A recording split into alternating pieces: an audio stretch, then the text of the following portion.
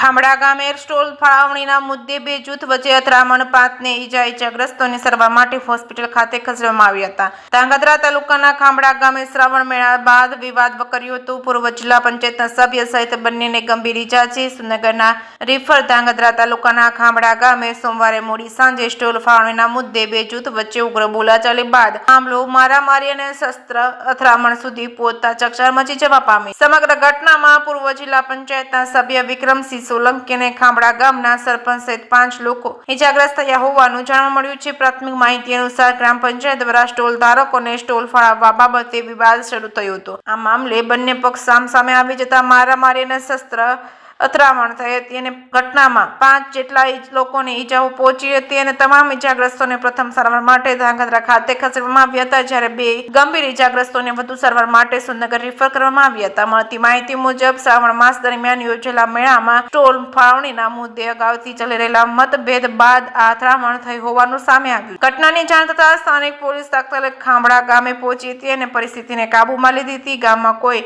અનિચ્છનીય બનાવ ન બને તે માટે પોલીસ બંદોબસ્ત ગોઠવી દેવામાં આવ્યો હતો. પોલીસે બંને પક્ષના લોકોની પૂછપરછ હાથ ધરી સમગ્ર મામલે વધુ તપાસ હાથ ધરી છે. જે કે સિંગુર સાથે મહેશ ઉતરિયા, સુરેન્દ્રનગર.